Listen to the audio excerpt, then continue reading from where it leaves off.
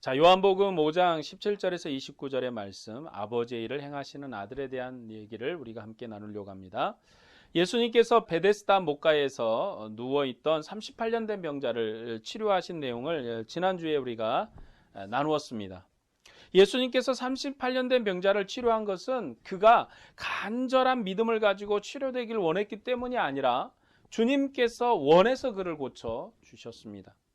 주님께서 육체적인 질병만 치료해 주신 것이 아니라 그의 죄를 용서해 주셨고 그의 질병이 죄로부터 시작되었기 때문에 다시는 죄를 짓지 말라라고 권면하셨습니다. 예수님께서는 안식일에 병자를 치료하시고 죄를 용서하는 것은 아버지의 일이기 때문이다라고 그렇게 오늘 이제 말씀하십니다. 그리고 주님께서 아버지의 일을 하는 것은 자신이 누구이신가를 증거하기 위해서라고 말하죠. 예수님께서는 아버지의 아들이기 때문에 모세 율법에 매이는 분이 아닙니다. 구약 때는 하나님께서 여러 가지 모양으로 자기 백성에게 말씀하실 때 모세 제도 안에서 말씀하셨죠. 하지만 이제 마지막 때 아들을 세상에 보내셔서 하나님의 일을 이 아들을 통해서 말씀하십니다. 자, 이게 우리에게 가장 기억하고 또 생각해야 될 부분인데, 구약에는 하나님이 하나님의 일을 하실 때 모세 제도 안에서 하셨다는 겁니다. 그러니까 모세 제도를 벗어나는 그 범위로 말씀하지 않았다는 것입니다. 다른 말로 얘기하면 모세 제도의 한계가 그 모세 제도가 바로 모세 제도의 한계라는 것입니다.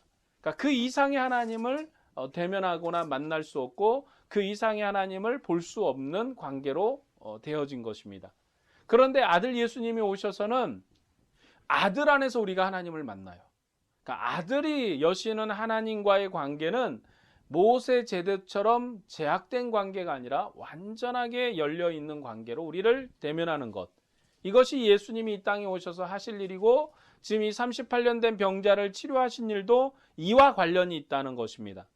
주님이 그냥 38년 된 병자를 고치신 것이 아니라 아버지의 일이 이것이기 때문에 내가 이거 아버지의 일을 했고, 안식일이라 할지라도 아버지의 일을 내가 해야 했기 때문에 아버지의 일을 한 것이라고 말씀합니다. 그런 부분에서 예수님은 이 모세 율법에 매이는 분이 아니다라는 얘기를 우리는 집중할 필요가 있습니다. 예수님께서 행하신 일들은 모세 율법으로는 바르게 해석할 수가 없습니다. 예수님께서 행하신 일들을 오히려 이 율법의 내용으로 해석할 수 없고, 오히려 예수님께서 증거하신 말씀과 그 행하신 일을 따라서 하나님의 역사가 어떻게 완결됐는가를 봐야 합니다. 완결된 빛으로 이전의 문제와 의미를 바르게 파악할 수가 있어요. 그러니까 어떤 일들이든지 완성되지 않으면 그 의미를 알 수가 없어요. 제가 중학교 다닐 때 그림을 잘 그리는 친구가 있었는데, 그림을 그릴 때 보면 이게 그림을 그리는 도중을 보면 이게 무슨 그림을 그리는지 잘 모르겠더라고요. 막 그림을 그려드리게 되는데 나는 잘 모르겠더라. 근데 그 그림이 완성되면 이런 그림을 그리려고 그렇게 그림을 그렇게 그려나가기 시작했구나. 물론 그 친구의 머릿속에는 전체 그림이 담겨 있었겠지만 그림을 정말 잘 그렸어요. 특별히 그 로봇 그림 이런 걸 잘 그렸는데 정말 기가 막히게 그렸어요. 근데 그의 머릿속에는 완성된 그림이 있지만 옆에서 쳐다보는 사람은 그 그림이 완성될 때야 왜 그렇게 그렸는지를 알게 되는 거죠. 이게 완전한 정답 같은 예가 될 수는 없지만 우리가 완결된 빛으로 이전의 문제를 바르게 파악할 수가 있습니다. 완결된 역사를 통해서 이전의 역사를 바르게 해석할 수 있다는 거죠. 때문에 모세 율법을 해석해서 예수님을 알려고 하면 우리는 유대인들과 같은 결론에 도달하게 될 것입니다. 왜냐하면 이 모세 율법이 가지는 한계가 있기 때문에 그 안에서 예수님을 판단하려고 하면 결국 율법을 따라 생각하는 판단을 하게 될 것이고, 예수님의 행하신 일들을 절대로 용납할 수도 없고 받아들일 수도 없고 생각할 수도 없는 일이 되기 때문에 그렇습니다. 자, 예수님을 정죄한 유대 당국자들이 율법을 잘못 해석해서 예수님을 정죄한 것이 아니라는 거죠. 그들은 율법의 빛 가운데서 예수님을 알 수가 없었던 것뿐입니다. 그래서 하나님께서는 예수님을 세상에 처음 소개할 때 세례 요한을 보내서 하나님의 아들이신 예수님을 증거하도록 했던 것입니다. 이 부분을 우리가 주목해야 되는데, 하나님께서 세례 요한의 증거를 통해서 예수님을 이스라엘 백성에게 소개했는데 이 요한도 하나님의 아들을 알지 못했어요. 하나님의 말씀을 들었을 때, 하나님이 이가 바로 하나님의 아들, 내가 너에게 보내는 장차 그를 보내는 자라고 말씀했을 때 그때 깨달은 거예요. 그러니까 세례 요한이 예수님을 이전부터 다 알고 있었던 게 아니라 예수님께서 오셔서 세례를 받을 때 그때 처음 뵀거든요. 처음 뵀을 때 알았다. 루가복음의 해석을 보면 이제 처음 본 건 아니고 이전부터 아는 관계로 설명을 하지만, 예수님을 그가 메시아인 줄 몰랐는데 성령으로 비둘기같이 임하는 그 모습을 보고 이 사람이 메시아구나 라는 것을 세례 요한이 증거한 거예요. 그러니까 유대인들도 예수님을 메시아로 믿고 제자들도 예수님을 메시아로 믿는데, 제자들은 하나님의 은혜 가운데 그들이 그러한 깨달음을 얻을 수 있었고, 유대인들은 세례 요한이 예수님을 소개했기 때문에 예수님을 알게 된 거죠. 세례 요한이 소개하지 않으면 예수님을 알 수가 없었던 것입니다. 세례 요한이 구약 성경을 잘 읽어보고 예수님을 발견해서 증거한 것이 아닙니다. 이 부분을 우리가 주목해야 돼요. 그러니까 이 율법의 생각과 율법의 사고와 율법의 판단으로는 예수님을 절대로 깨달을 수 없는 이유가 왜냐? 율법은 복음의 빛 가운데 비춰보면 어둠이라는 거죠. 제가 어렸을 때 호롱불을 켰어요. 호롱불 잘 알란가 모르겠는데, 호롱불은 이게 뭐 이런 호롱불 기름으로 떼는 거 말고, 저희는 좀 신식이어서 그래도 어머니가 이렇게 유리관에 담겨 있는 그 기름 불을 올려가지고 불을 담기는 걸 켰어요. 제가 아주 어렸을 때 시골에서 그런 기억이 납니다. 그런데 조금 있다 전기가 들어왔어요. 전기가 들어와서 백열전구등을 켰다고. 그러니까 굉장히 화나죠. 호롱불 조그마한 전기 불 켜다가 백열전구가 들어오니까 화나단 말이죠. 그러다가 좀 지나니까 형광등이 이제 사람들이 쓰기 시작한 거예요. 형광등이 굉장히 또 화나더라고. 좀 지나면 지금 이제 LED 등을 쓰잖아요. LED 등. LED 등이 형광등보다 몇 배는 더 밝고 화나더라고요. 우리가 이 율법이 어둠이었다는 사실을 어떻게 아느냐? 밝은 빛이 들어오니까 아는 거예요. 그러니까 율법 아래서는 그게 어둠인지 밝음인지 모르죠. 지금 오늘 최신식 등이 LED 등인데 아마 이제 앞으로 세대가 변하면서 LED 등보다도 더 밝은 등이 나올 거예요. 그 등이 나오면 사람들이 LED 등이 어두웠구나 라는 걸 알게 되는 거죠. 그런 것처럼 이 율법이, 복음이 오기 전에는 이 율법이 어둠이었는지 무엇이었는지 판단할 수가 없었어요. 그러나 복음이 오고 나서 율법이 어둠이었다라는 것이 생각되어지고 판단되어지는 것입니다. 그래서 예수님께서는 새 시대의 새 빛이기 때문에 옛 시대의 빛으로는 주님을 알 수가 없습니다. 오늘 본문은 아들이 아버지의 일을 행하신다는 말씀을 통해서 예수님이 어떤 분이신가를 증거하고 있습니다. 자, 우리 19절의 말씀을 읽어보겠습니다. 그러므로 예수께서 그들에게 이르시되 내가 진실로 진실로 너희에게 이르노니 아들이 아버지께서 하시는 일을 보지 않고는 아무것도 스스로 할 수 없나니 아버지께서 행하시는 그것을 아들도 그와 같이 행하느니라. 왜 예수님께서 아버지의 일을 하시는 것일까요? 그것은 하나님께서 자기의 모든 일을 그의 아들이신 예수님께 보여주셨기 때문입니다. 예수님께서는 아버지의 행하시는 것을 보지 않고는 자신이 아무것도 행할 수 없다라고 말씀하십니다. 예수님께서 아버지의 행하는 것과 같은 일을 행하기 때문에 안식일에도 일하는 것이다 라고 말씀합니다. 주님이 주시는 새로운 안식일은 날에 매이는 것이 아니기 때문에 날과 상관없이 선한 일을 행하는 것입니다. 이러한 내용이 20절까지 이어져 기록되어져 있죠. 자, 20절의 말씀을 보겠습니다. 아버지께서 아들을 사랑하사 자기가 행하시는 것을 다 아들에게 보이시고 또 그보다도 더 큰 일을 보이사 너희로 놀랍게 여기게 하시리라. 예수님께서는 아버지를 보았다라고 하시는데 이것은 주님께서 창세전에 아버지 하시는 일을 잘 보았다가 파송을 받고 나서 하나님께서 계획하신 일을 행하신다는 의미가 아닙니다. 그러니까 과거에 하나님이 보여준 일을 지금 와서 하고 있다라는 의미가 아니라 과거에만 하나님을 보고 이제 과거에 계획하신 일을 행하신다는 의미가 아닌 것이라는 거죠.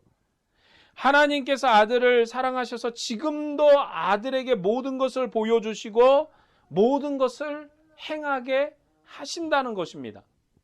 하나님은 아들과 친밀한 교제 가운데 계신 분입니다. 그리고 예수님께서도 아버지는 아들과 항상 함께 계시고 아버지는 항상 아들의 음성을 듣고 계신다고 그렇게 말씀합니다. 그러니까 주님께서 지금 아버지의 일을 한다는 것은 아버지의 일을 지금 과거에 자기가 이렇게 많이 봤어. 아버지가 일하는 것을 굉장히 관찰을 했고 그걸 관찰한 것을 지금 와서 한다는 게 아니라 지금 주님이 하나님과 동행하고 계시고 아버지는 아들의 음성을 듣고 아들은 아버지의 뜻을 깨달아서 아버지의 뜻을 세상에 성취하는 것이 주님의 그 사명이기 때문에 지금도 하나님과 교제하면서 지금 하나님이 하시는 일, 지금 이 아들을 통해서 하나님이 하시고 싶어하는 일을 세상에 드러내는 일을 하고 계신다는 겁니다.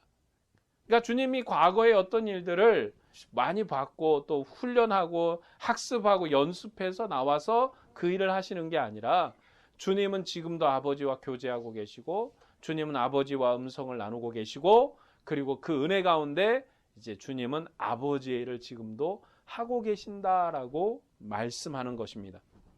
그러니 아버지의 일은 아들의 일이고 아들의 일이 곧 아버지의 일입니다. 아버지의 일은 이제 아들을 통해서 세상에 증거됩니다. 이전에 모세의 율법 안에 있었던 이스라엘을 통해서 세상에 하나님의 일하심이 나타났다면 이제 하나님의 아들이신 예수님을 통해서 세상이 하나님의 일하심을 보게 되는 것입니다. 이 하나님의 아들을 통해서 드러난 하나님의 일하심은 아버지의 품속에 계획되어 있었던 일입니다. 그리고 이 일을 하시는 분을 만나는 것이 하나님을 대면하는 것입니다. 그분은 아버지 안에 있었던 생명을 자기의 살아가는 백성들에게 선물하시는 분이기 때문에 그렇습니다. 지금 우리가 이 말씀을 통해서 이 말씀이 누구의 말씀입니까? 아들의 말씀이거든요. 우리는 이 아들의 말씀을 전하는 거예요. 이 설교라는 게 단순히 우리의 어떤 그 평안함과 안식과 행복을 주기 위한 메시지가 아니라 우리가 아들이 우리에게 해주신 말씀 그리고 그 말씀을 들은 제자들이 기록한 이 말씀을 해석하여 우리가 나눔으로 우리가 누구를 대면하느냐? 아들을 대면하는 것입니다. 그러니까 예배라는 것은 우리가 이 말씀을 통해서 아버지를 대면하고 아들을 만나는 것입니다. 그래서 주님이 우리에게 말씀하신 것은 너희가 나를 본 자는 아버지를 보았느니라 라고 말씀하는 이유가 바로 거기에 있습니다. 그래서 이 말씀을 듣는 이들이 오늘 이 말씀을 나누고 우리가 이 말씀 안에서 주님을 만나게 되고 그리고 우리는 그 주님 안에서 아버지를 보는 거죠. 왜요? 이 아들이 아버지의 일을 하시기 때문에 그렇습니다. 아버지의 일을 아들이 하기 때문에 이 아들의 일을 통해서 아버지를 만나게 되는 것이죠. 그래서 예수님께서는 왕의 신하의 아들의 병을 고쳐주셨습니다. 그리고 안식일에 38년 된 병자를 치료하심으로 자기가 원하는 자에게 생명을 주시고 죄인을 용서하시는 분이라고 자신을 증거한 것입니다. 지금 오늘 우리가 읽었던 본문의 말씀은 이 일 때문에 벌어진 사건들이에요. 특별히 38년 된 병자를 치료한 일 때문에 벌어진 일이죠. 그 일 때문에 지금 문제가 된 거 아닙니까? 이전에 이스라엘 백성이 아는 하나님의 나라의 경영은 매 7일마다 쉬는 안식일의 경영이었습니다. 그러니까 모세 지대 안에서 하나님이 주신 안식일은 매 7일마다 하나님을 대면하여 만나는 안식일이었어요. 그 안식은 주님 안의 평안이고 주님 안의 즐거움이고 주님과 함께함의 교제의 시간이었는데 이제 예수님께서 오셔서는 아들로 말미암아 구약이 알지 못했던 새로운 안식일을 주시는 거예요. 그러니까 이스라엘 백성이 모세가 알려준 하나님의 나라의 경영에서 있다면 예수님이 주시는 이 안식일을 알 수가 없는 거죠. 그런데 이 안식일은 구약의 7일마다 쉬던 안식일을 완성한 안식일입니다. 7일에 한 번 주님을 대면하는 것이 아니고 매일 주님을 대면하는 완성된 안식일이죠. 자, 이 완성이 오지 않으면 7일마다 한 번씩 쉬는 안식일이 그들이 아는 최대의 안식일인 거죠. 그들이 만날 수 있는 최대 하나님과의 대면한 은혜였습니다. 그런데 아들이 오셔서 내가 아버지를 매일 지금 대면하고 만난다. 내가 지금 주님의 일을 하고 나를 통해서 주님의 하나님의 일이 나타난다. 그렇기 때문에 주님은 아버지와 멀적의 창세 때 한번 보고 세상에 오시기 전에 갈까요 말까요 말씀하고 한번 보고 그런 분이 아니라 계속 함께 계신 분이기 때문에 지금도 아버지와 아들은 함께 계셔요. 그리고 이 아버지와 아들은 우리와도 함께 계십니다. 하나님이 우리를 고아처럼 그렇게 버려두지 않고 지금도 성령을 보내셔서 아버지와 아들이 하나인 것처럼 이 성령 안에서 우리 성도가 예수 그리스도와 하나이고 그리고 그 예수 안에서 우리도 아버지와 하나가 되는 것입니다. 그런 의미로 주님은 안식일을 완성하신 거예요. 주님이 완성하신 그 안식일은 그런 의미의 안식일입니다. 그래서 이 완성된 안식일이 들어오니까 구약의 안식일이 형편없는 안식일이 되는 거죠. 여러분, 하나님을 일주일에 한 번 만나는 사람이 하나님과 친하겠습니까? 매일 만나는 사람이 하나님과 친하겠습니까?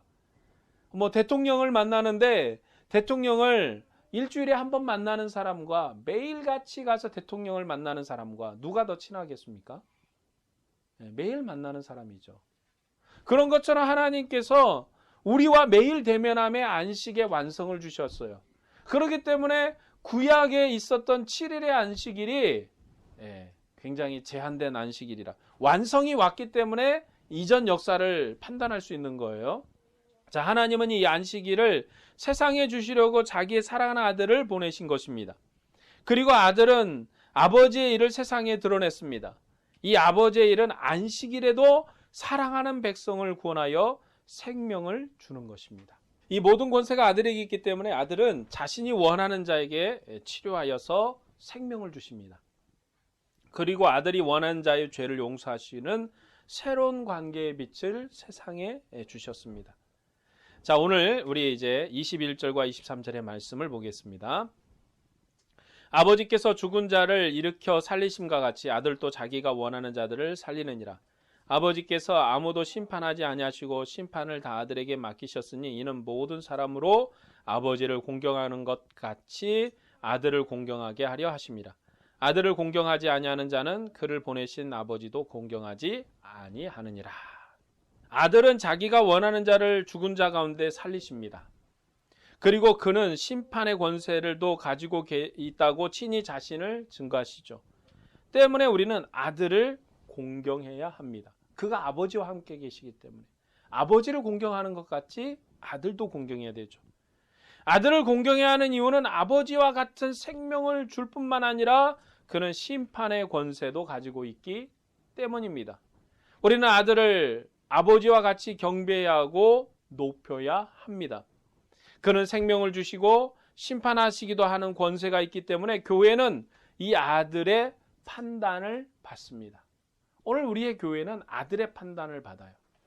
아버지께서 아버지의 일을 아들에게 다 맡기셨기 때문에 이 아들이 곧 하나님이시고 하나님의 일을 행하시고 하나님의 자리에 오르신 분입니다.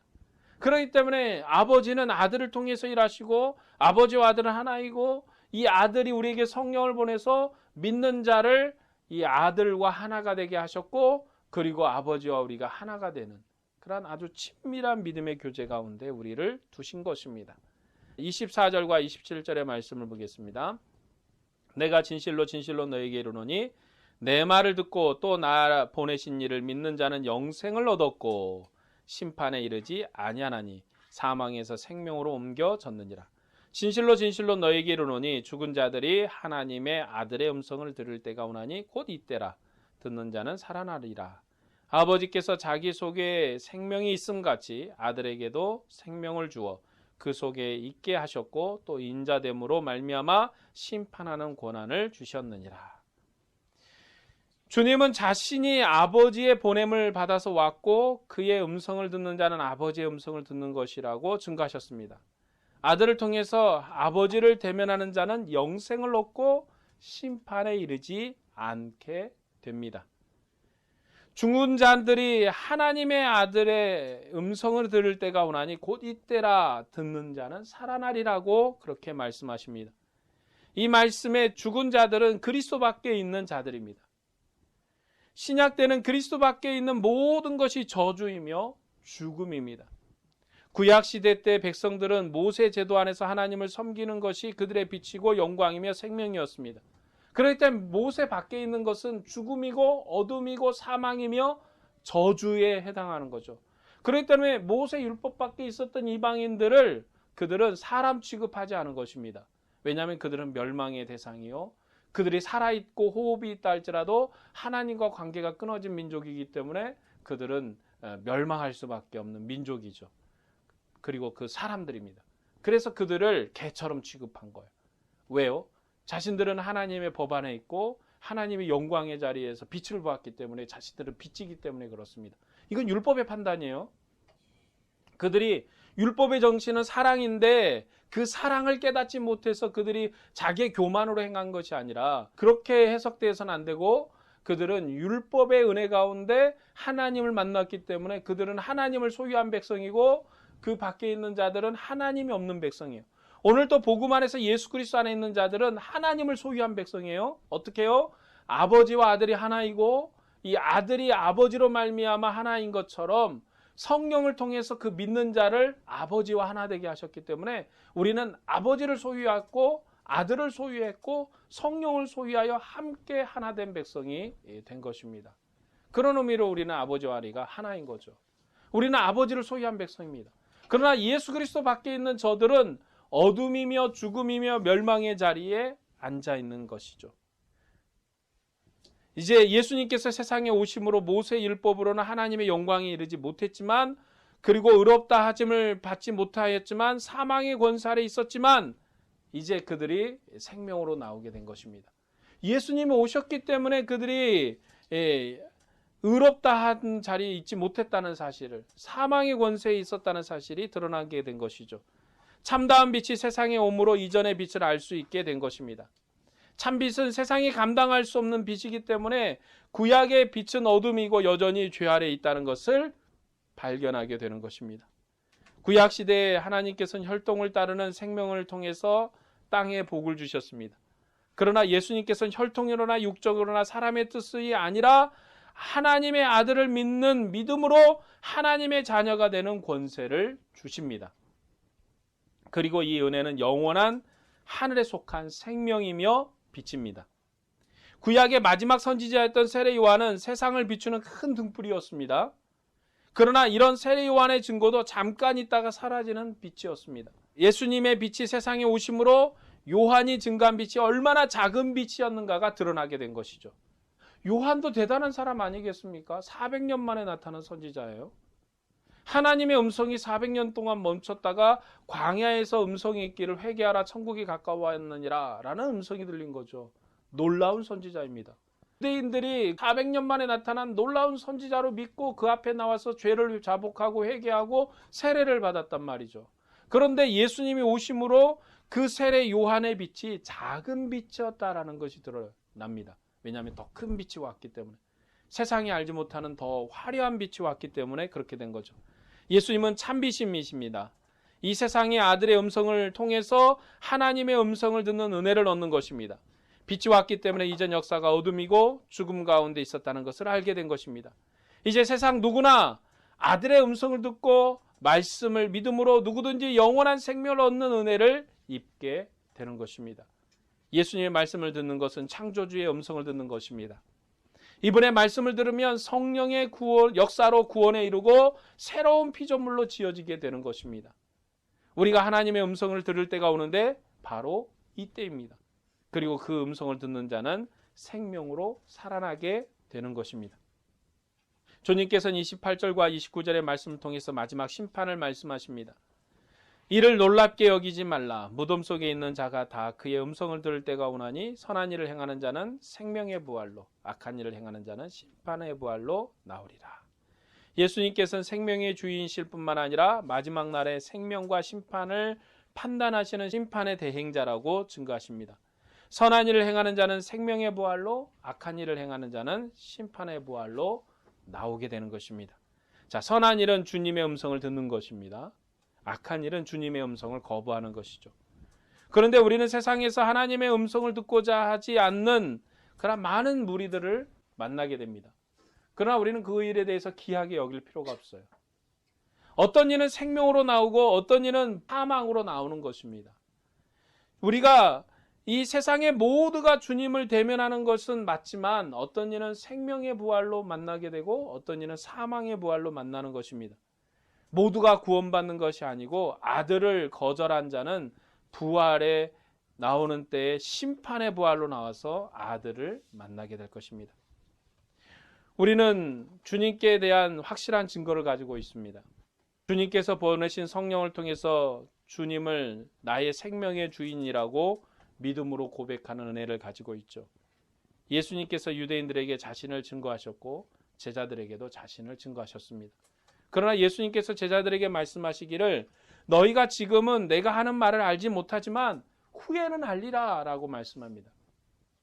제자들이 지금 알지 못하고 후일에 알게 될 것은 주님께서 보내신 성령으로 말미암아 알게 될 것이기 때문에 그렇습니다. 지금 주님의 제자들이 주님과 함께 다니면서도 주님의 음성을 들었어요. 주님이 행하신 일을 봤습니다. 그런데 그게 참 뜻이 무엇인지를 몰랐던 거죠. 근데 성령이 오시고 나서는 제자들도 주님이 그 일을 위해서 하셨구나. 주님이 그 일을 위해서 그 역사를 이루셨구나라고 믿게 됐다는 것입니다. 그런데 우리들은 제자들이 성령을 받고 나서 깨달았던 바를 이제 우리는 예수를 믿으면 성령이 우리에게 임하시고 성령으로 말미암아 주님이 참됨을 고백하게 되고 주님의 은혜와 능력 안에서 주는 살아계신 주님이라고 나의 생명의 주님이라고 고백하게 됩니다. 이것이 우리가 받은 은혜이고 이것이 우리가 받은 능력입니다. 우리 안에서 증거하시는 성령이신데 그분이 바로 아들의 말씀을 전하는 하나님의 음성입니다. 오늘 우리는 말씀을 통해서 하나님을 깨닫습니다. 우리가 듣는 바를 누가 우리 속에서 깨닫게 하는가? 여러분, 이 하나님의 음성을 많은 세상의 사람들이 듣지만 어떤 이는 듣고 구원을 얻고 어떤 이는 듣고 심판에 이릅니다. 어떤 이는 듣고 이 말씀을 받아들이고 어떤 이는 듣고 이 말씀을 거절합니다. 어떤 이는 계속해서 들어도 이 말씀을 모르겠다고 말하는 이들도 있습니다. 왜요? 그 속에 성령의 역사가 나타나지 않기 때문에 그렇습니다. 성령이 역사하시면 우리는 이 말씀을 듣고 이 말씀이 참되다라고 고백하게 될 것입니다. 주님은 생명의 주님이십니다. 주님은 심판의 주님이십니다. 이렇게 고백하게 될 것입니다. 주님은 하나님의 아들이시고 그는 하나님의 일을 하시는 분이라고 고백하게 될 것입니다. 우리 안에 성령의 역사가 임하기를 원합니다. 이로 말미암아 주님을 고백하기를 원합니다. 아버지의 일하심이 우리 안에 확실하게 드러나기를 원합니다. 그리고 이 확실한 증거를 가지고 우리가 세상에서 주님을 증거하기를 원합니다. 주님은 우리에게 무엇을 증거하셨습니까? 오늘 그가 바로 아버지의 일을 하시는 분이다. 이 아들을 만나는 자는 아버지를 만난 자요, 이 아버지를 대면한 자는 아들 안에서 아버지를 볼 수 있다고 증거하십니다. 그리고 이 예수님은 경배받기에 합당하신 분이라고 말합니다. 오늘 또 이 주님을 경배하고 찬양하고 이 주님과 동행하는 생명의 영광의 은혜를 우리가 누리기를 주의 이름으로 축복합니다. 기도하겠습니다.